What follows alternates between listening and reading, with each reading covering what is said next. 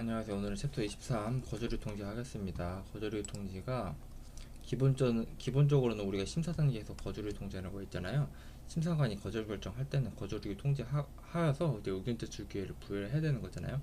요게 이제 기본인 거고, 우리가 그 다음에 심판 단계 있잖아요. 거절 결정 불복 심판 단계에서도 170조에 의해서 우리가 준용을 해가지고 거절유 통지해야 되는 그 케이스가 있어요.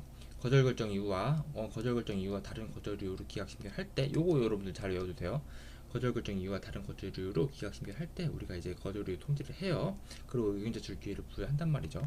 그죠? 그리고 또 뭐가 있냐면, 우리가 심사 단계는 됐고 심판 단계 중에서 정정 심판에서 정정 불이정 이유 있어요. 요거는 거절 이유 통지하는 건 아니잖아요. 그런데 우리가 이제 제가 절차권 보장하는 거는 여기서 다 싹 집어 넣어놨거든요. 그러니까 심사 단계에서 거절을 통지하는 거 있고, 심판 단계 거절 결정 불복 심판이랑 정정 심판이랑 거절을 통지하거나 정정 불이정 이유 통지하거나 이런 절차가 있는 거고, 그 다음에 우리가 심치도 단계 있잖아요. 심치도 단계에서 거절을 통지하는 거는 우리가 원칙적으로 심결취소 소송에서 심리범위는 무죄 한설이잖아요. 근데 심결취소 소송에서 거절 결정 불복 심판에 대한 심결취소 소송은 우리가 이제 제한설에 따르잖아요. 요거는 우리가 이제 뒤에서 할 거고, 됐죠? 그 다음에 심판에 대한 심결 취소송까지 갔어요. 그 다음에 뭐예요? 환송심이잖아요. 환송심. 그러니까 심사 단계, 심판 단계, 심취소 단계, 환송심이잖아요. 환송심에서는 요거예요.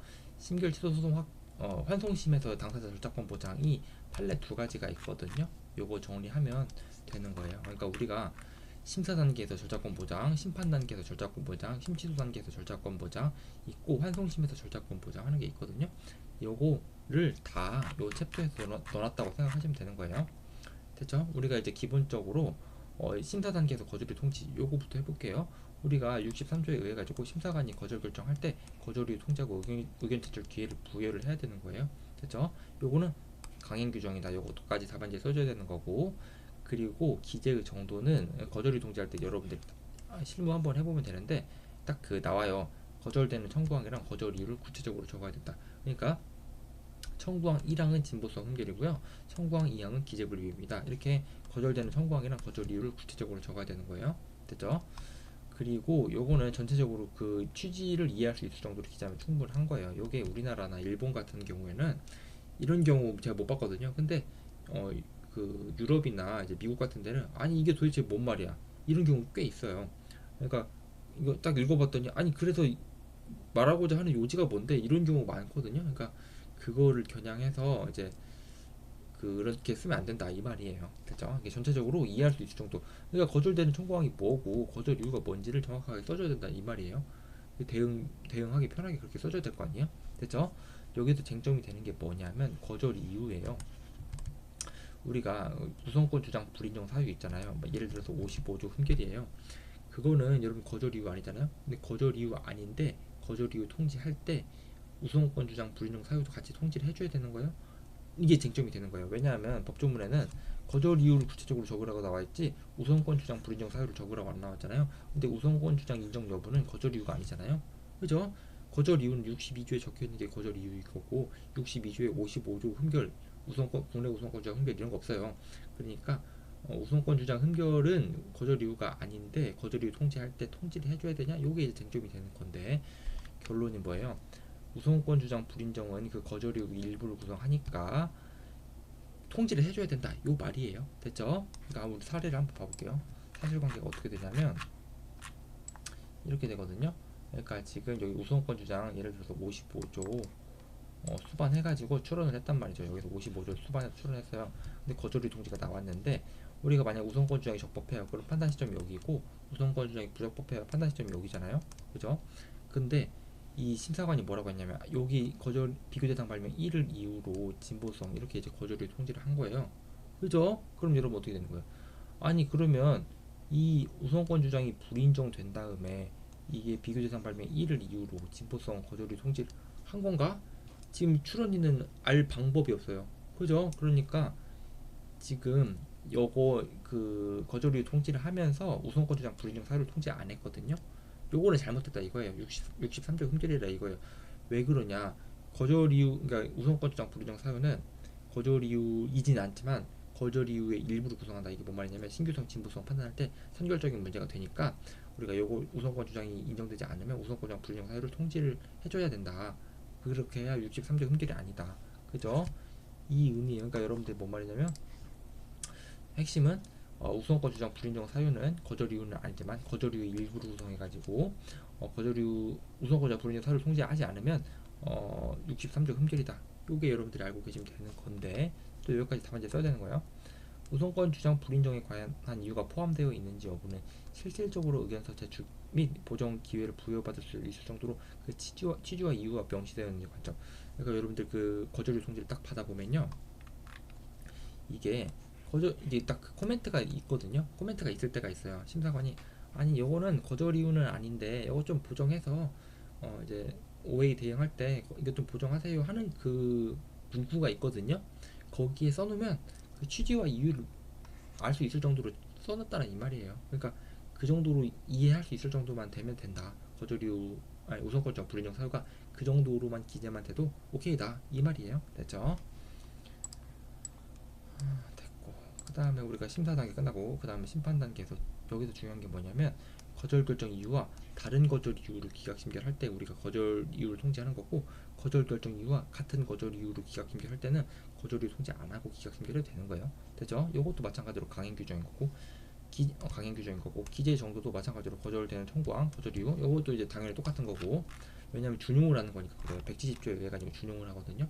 심사 단계에서 거절을 통지하는 걸 준용해요. 그래서 이렇게 이제 되는 거고, 그 다음에 판례에서 전체적으로 그 취지를 이해할 수 있을 정도 기재하면 충분하다. 아이 뭐 요거는 뭐 그냥 하나만 하는 얘기 한 거고, 그렇고 여기 보시면 거절 결정 이유와 다른 거절 이유일 때 거절 결정 이유와 다른 거절 이유로 기각 심결할 때 우리가 거절을 통지하는 거잖아요. 그죠? 그러니까 그 같은지 다른지 거절 결정 이유가 같은지 다른지의 판단 기준이 어떻게 되냐면요, 주된 취지가 부합되면 같은 거고 주된 취지가 부합되지 않으면 다른 거예요. 됐죠? 주된 취지 부합 여부를 따지는 거예요. 여러분들 이렇게 보면 아니 이게 주된 취지가 부합하는 건지 안 하는 건지 애매하잖아요. 여기 사례를 한번 봐볼게요. 보시면 여기서 지금 거절 결정 이유는 여기 거절 결정 있잖아요. 이 거절 결정 이유는 청구항에 기재된 구성 요소가 단순히 추상적으로 기재되어 있고 구성 요소 간의 결합관계가 불명확해서 42조 사항 이후 흠결입니다. 이거예요. 거절 결정 이유가. 근데 기각 심결 이유는 청구 범위의 구성이나 그 대상 및 의미가 불명확하게 기재돼서 42조 사항 이후 흠결입니다. 이거거든요. 결국에는 발명이 구성이 불명확해가지고 42조 사항 이후 흠결이라는 거의 똑같은데 이 문구가 조금 다르긴 하잖아요. 그죠? 뭐 추상적으로 기재되어 있거나 불명확하게 기재되어 있거나 아니 그게 그 말이잖아요. 이 정도면 주된 취지가 같은 거예요. 주된 취지가 같은 거니까 거절 결정 이유와 기각 심결 이유가 같은 거거든요. 그러니까 거절을 통지 안 하고 기각 심결 해도 된다는 거예요. 이 정도면 아시겠죠? 이 정도면 주된 취지가 같은 거예요. 됐죠? 여러분들 외우라고 제가 하는 소리고, 그 다음에 중요한 거는 이거 케이스 두 가지를 여러분들이 비교할 수 있어야 되는 거예요. 첫 번째 케이스 4285 판례랑 두 번째 케이스 1779 판례. 4285 판례 볼게요. 여기가 심사 단계고요. 여기 심사 단계, 여기 이제 심판 단계예요. 이렇게 거절유 통지 1을 했어요. 거절유 1을 통지했어요. 그 다음에 거절 결정 이후로 거절유 1과 거절유 2를 모두 이유로 거절 결정했단 말이죠. 그죠? 근데 이제 기각 심결 거절 결정 불복 심판 단계에서 기각 심결할 때 여기 이제 거절 이유로 거절 결정 이유로 된 거 있잖아요. 요걸로 기각 심결한 거예요. 그럼 여러분들 거절 결정 이유가 이게 거절 결정 이유잖아요. 거절 결정 이유와 같은 거절 이유로 기각 심결한 거잖아요. 그러면 여러분들 거절 이유 통지 안 하고 그 기각 심결해도 되는 거예요. 됐죠? 봐봐요. 거절 결정 이유 중에 심사관이 통지하지 아니한 거절 이유 일부 포함되어 이거 거절 이유 2번. 거절 이유 2번이 지금 통지하지 아니한 거절 이유가 포함되어 있다고 하잖아요. 그죠? 그러나 거절 결정 불복 심판에서 기각 심결하는 경우에 있어서 그 심결이 통지하지 아니한 거절 이유를 들어 거절 결정을 유지하는 것이 아니라면, 그러니까 통지하지 아니한 거절 이유가 뭐예요? 여기 거절 이유 2번. 거절 결정을 유지하는 것이 아니라면, 그러니까 거절 이유 2번을 이유로 기각 심결하는 것이 아니라면, 그러니까 거절 이유 1번을 이유로 기각 심결하는 것이라면 거절 결정 이유가 같은 거절 이유니까 거절 이유 통지 안 하고 기각 심결해도 된다 이 말이에요. 그렇죠? 그러니까 거절 이유 1번을 이유로 기각 신결하는 거잖아요. 그러니까 거절 결정 이유와 같은 거절 이유로 기각 신결하는 거니까 요거는 이제 해도 된다. 그러니까 거절을 통지 안 하고 기각 신결해도 된다 이 말인 거고. 그 다음에 두 번째 판례 1779 판례 보시면 여기서는 거절 이유 1이랑 거절 이유 2를 모두 통지했거든요. 근데 거절 결정 이유로는 거절 이유 1만 거절 결정 이유예요. 거절 이유 2는 거절 결정 2이 아니고. 근데 거절 결정 불복 심판 단계에서 기각 신결 사유로서 거절 이유 2를 든 거예요. 그죠? 그럼 여러분들 거절 결정 이유와 다른 거절 이유잖아요. 거절 결정 이유와 다른 거절 이유로 기각 신결하는 거잖아요. 지금 물론 거절 이유 2가 거절 그 심사 단계에서 거절이 통지되긴 했지만 아무튼 거절 결정 이유와 다른 거절 이유잖아요. 이게 중요한 거잖아요. 이게 응? 다르잖아요. 거절 이유 1과 거절 이유 2가 다르잖아요. 이런 경우에는 거절 결정 이유와 다른 거절 이유를 기각 신결하는 경우거든요. 이럴 때는 여러분들 그 거절 이유 통지해줘야 되는 거예요. 됐죠? 봐봐요. 심사 단계에서 미리 거절 이유를 통지한 사유라고 하더라도 거절 이유 2번을 미리 통지했잖아요. 여기 했잖아요. 근데 그 사유를 이유로 거절 결정 이유로 삼지 않았다면, 그러니까 거절 결정 2가 거절 이유 2가 거절 결정 사유로 삼지 않았잖아요. 그죠? 그렇더라면 특별한 사정이 없는 한 심결을 이유로 그 기각 심결하기 위해서는 다시 거절 이유를 통지를 해야 된다. 아시겠죠? 거절 결정 이유와 다른 거절 이유 기각 심결하는 경우니까 거절 이유 통지해야 된다. 따라서 위 규정에서 따라 거절 이유 통지하지 아니한 채 거절 결정 이유와 다른 거절 이유로 기각 심결하는 경우에 거절 이유 통지하지 아니한 채 다른 거절 이유 2번을 들어서 이거 지금 거절 결정의 결과에서 정당하다는 이유로 기각 심결하는 것도 위법하다. 거절 이유 통지를 한 다음에 기각 심결을 해야 되는 거죠. 됐죠? 이거 여러분들 설문 1번 2판례, 설문 2번 2판례 하면 맞추는 사람 여러분들 몇 명이라고 보나요? 아무도 없어요. 그러니까 여러분들 이거 비교를 잘 해놓으세요. 그러니까 요거는 세 번째 판례는 조금 여러분들이 잘 몰라가지고 맨날 헷갈려서 제가 이제 넣어놨는데, 봐봐요. 신규성이랑 진보성은 같은 거절 이유예요, 다른 거절 이유예요? 아니 당연히 거절 이유가 다른 거죠. 그러니까 거절 결정 이유가 진보성이었어요. 근데 기각 심결에서 거절 결정 불복 심판 단계에서 기각 심결할 때 신규성으로 기각 심결하고 싶어요. 아시겠죠? 그럼 당연히 거절을 통지를 해야 되는 거예요. 이거는 당연한 거죠. 그죠? 봐봐요. 신규성이 없다는 것과 진보성이 없다는 거는 서로 독립된 거다. 이거 신규성이랑 진보성이랑 같다는 거가 지금 문제가 아니에요. 요 판례는. 요게 문제예요, 지금. 요거 법원이 출원 발명의 요지를 제대로 파악한 결과 신규성이 없다고 인정되는 부분이 있다고 하더라도 출원인에게 그 발명의 요지를 보정할 기회를 부여하지 않은 채 곧바로 다른 이유로 출원 발명의 출원을 거절한 신결의 결론을 그 결과에 있어서 정당하다고 한 신결을 그대로 유지하는 것은 당사자의 불충이에요. 이게 뭔 말이냐? 여기 뭔 말이냐면요. 봐봐요. 사실관계를 보면 이해가 돼요. 봐봐요. 그러니까 인용 발명 이 요거고요. 그 우리 발명 요거거든요. 근데 우리 심사 단계랑 심판 단계에서는 청구범위 해석을 이렇게 한 거예요. 이렇게 해가지고 인용 발명이랑 비교를 해본 거예요. 아시겠죠? 청구범위 해석을 이렇게 한 결과 인용 발명이랑 비교를 해봤을 때 진보성 흠결이라고 거절이 통지를 한 거예요. 심사 단계에서 거절을 통지를 했고, 그 다음에 거절 결정 불복 심판 단계에서는 똑같이 청구범위 해석을 그대로 해가지고 이 거절 결정과 같은 거절 이유잖아요. 그러니까 거절 이유 통지하지 않고 바로 기각 심결한 거예요. 아시겠죠? 그러니까 심사 단계랑 심판 단계에서는 발명의 요지를 이렇게 파악한 거예요. 발명의 요지를 이렇게 파악한 다음에 인용 발명이랑 비교해봤을 때 진보성 흠결이다, 그렇게 이제 판단을 한 거죠. 근데 우리 심치도 단계에서는 발명의 요지를 제대로 파악한 결과 이렇게 되는 거예요. 그러니까 청구범위 해석을 제대로 한 결과 이게 아니고 요거인 거예요. 그렇죠? 그러면 요거니까 얘랑 비교해 봤을 때 신규성 진보성 흠결은 이제 처치하고 그 신규성 흠결이라는 거예요. 아시겠죠? 이 진보성 흠결은 모르겠는데 신규성 흠결이라는 거예요. 아시겠죠? 그러니까 여러분들이 원래는 그 우리가 심결 취소 소송에서 소송물이 뭐예요? 심결의 실체적 절차적 하자 사유잖아요. 요거는 절차적 하자 사유가 있는 거예요. 절차적 하자 사유. 이 기각 심결에 무슨 절차적 하자 사유가 있냐면요. 이거 지금 보시면 거절 결정 불복이 청구가 되고 발명의 요지를 제대로 파악한 다음에, 그죠? 제대로 파악한 다음에 인용 발명과 비교를 해봤을 때 신규성 흠결이라고 이제 판단을 하잖아요. 그러면 거절 결정 이유와 다른 거절 이유니까 거절 이유 통지를 했었어야 되는 거잖아요. 요 기각 심결하기 전에 앞서서. 그죠? 그런데 이 거절 이유 통지를 안 했잖아요. 거절 이유 통지 안 하고 지금 기각 심결을 한 거잖아요. 그러니까 이건 절차적 하자 사유가 있죠. 절차적 하자 사유가 있으니까 심결 취소 소송에서는 인용 판결을 하는 거예요. 됐죠? 요거 여러분들 이해가 안 되면 좀 반복해서 보시고 한번 여기 한번 볼게요.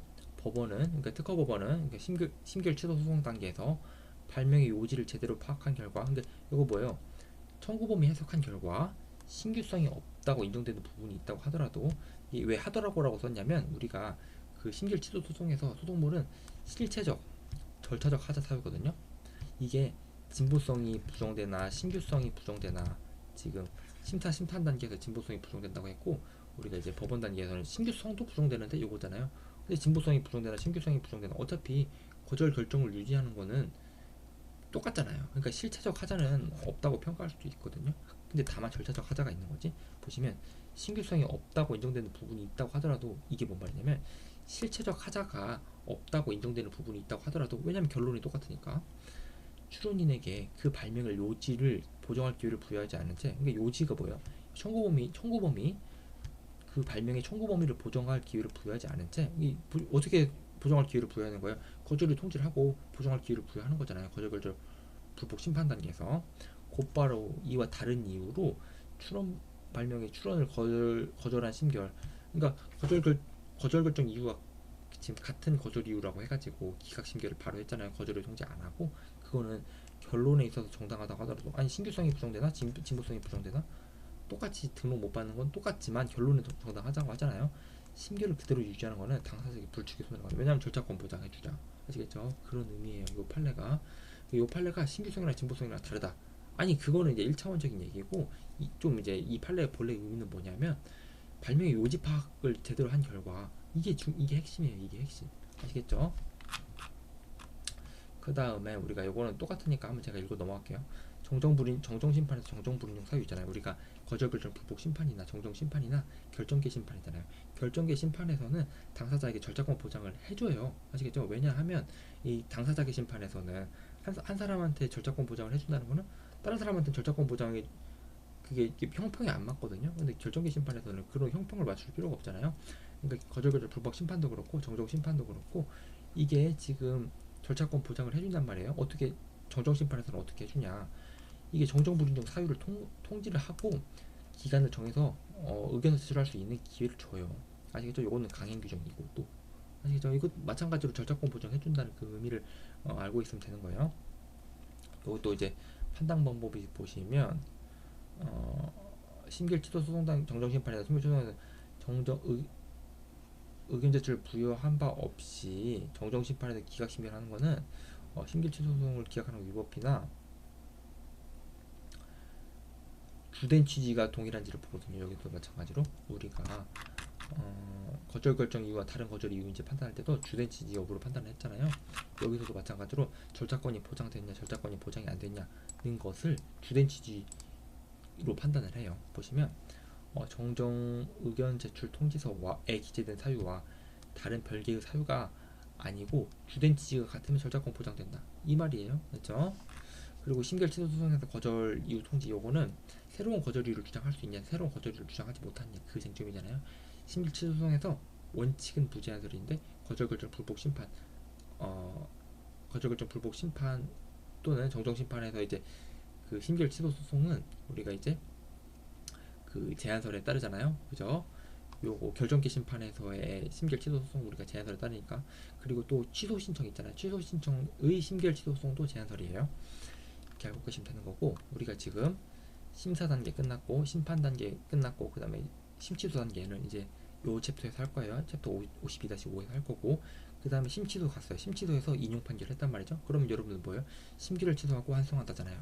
요 환송심에서 절차권 보장 어떻게 되냐? 요 케이스가 두 가지 케이스가 있거든요. 첫 번째 케이스는 심판 청구인의 절차권 보장이랑, 두 번째 케이스는 심판 피청구인의 절차권 보장, 이 두 가지 케이스가 있거든요. 요거 한번 이제 공부를 해볼게요. 첫 번째, 환송심에서 심판 청구인의 절차권 보장 보시면 요건 절차권 보장을 해줘야 된다는 입장이에요. 보시면 이 등록이 됐고 무효심판 청구해서 심판 청구인이 을인 거예요. 을이 지금 인용심결 나오고 심치도 간 다음에 여기 심치도 간 다음에 대법원 간 다음에 환송심까지 왔어요. 아시겠죠? 여러분들 좀 여기서 이제 알아두실 게 특허법원에서 인용 판결하고 대법원에서 이제 기각 판결하잖아요. 인용 기각 하잖아요. 그러면 바로 대법원에서 바로 이제 심판원으로 다시 와요. 왜냐면 특허법원에서 인용 판결한 게 뭐예요? 심결을 취소하고 환송한다. 이게 이제 인용 판결의 의미잖아요. 대법원에서 기각 판결한 게 뭐예요? 특허법원 판단이 맞다 이거잖아요. 이게 특허법원에서 한 심결을 취소하고 환송심으로 환송심으로 이제 이제 돌려보낸다. 이 판단이 맞다는 게 이제 대법원의 기각 판결이잖아요. 그죠? 그러니까 대법원에서 바로 이제 환송심으로 가는 거예요. 심판원으로 오는 거예요. 심판원으로 오자마자 이 지금 번개불에 콩 구워 먹듯이 심판번호 부여하고 우선심판 결정 통지하고 심리종결 통지하고 지금 이틀 안에 바로 기각심결 해버린 거예요. 아시겠죠? 아니 이거 절차권 보장이 된 거예요, 안 된 거예요? 이거는 절차권 보장이 안 된 거죠. 그러니까 이 기각심결 있잖아요. 이 절차권 보장이 안 된 기각심결 있잖아요. 거기에 대해서 심결 취소 소송하면 인용 판결했어요. 왜냐하면 절차권 보장이 안 됐다. 우리가 심결의 실체적 절차적 하자 사유를 다루는 게 이제 심결 취소 소송인데 절차적 하자 사유가 있잖아요. 그러니까 인용 판결하는 거예요. 그죠?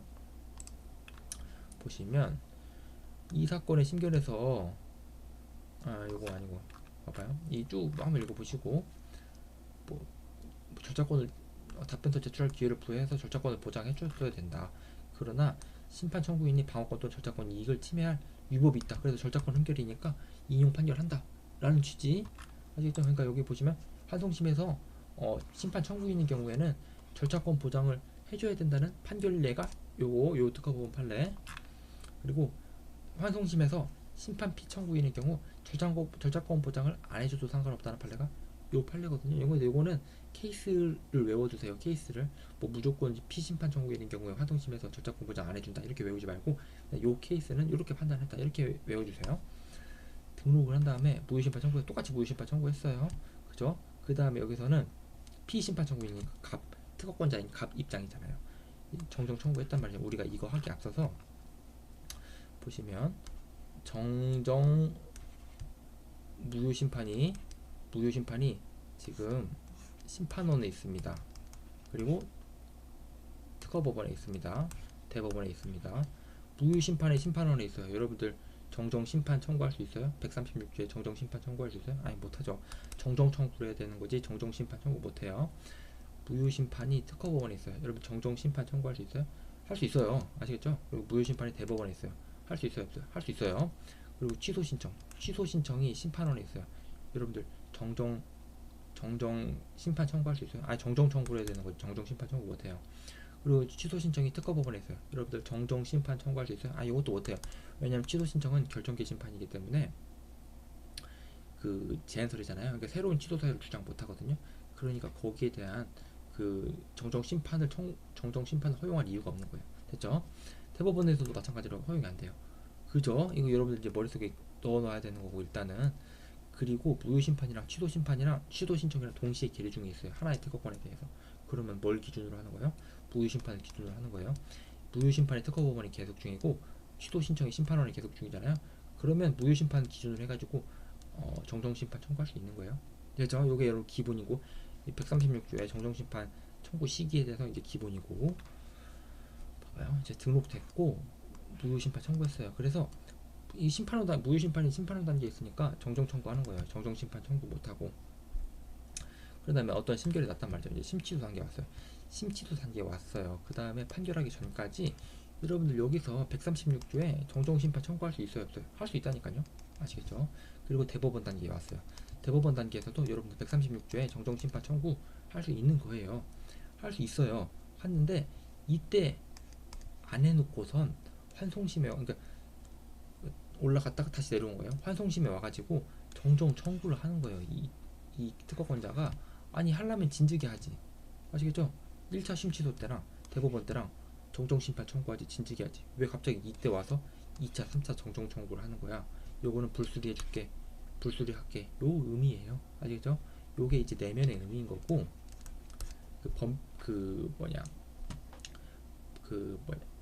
이게 내면적인 의미인 거고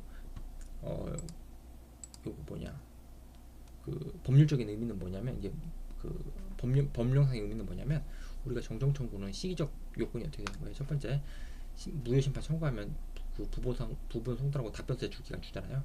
그 답변서 제출 기간 그리고 직권 심리에 의해서 우리가 이제 의견서 제출할 수 있는 기간 있잖아요. 159조에 이제 직권 심리에 의해서 의견서 제출하는 기간 그리고 심판장이 인정하는 재량 기간 있잖아요. 이 세 기간에 대해서만 우리가 정정 청구를 할 수 있는 거잖아요. 근데 환송심에 와서 정정 청구하는 거 있잖아요. 요거는 일단 환송심이니까 부분 송달하고 답변서 제출하는 거 없어요. 그러니까 답변서 제출 기간 아니잖아요. 그죠?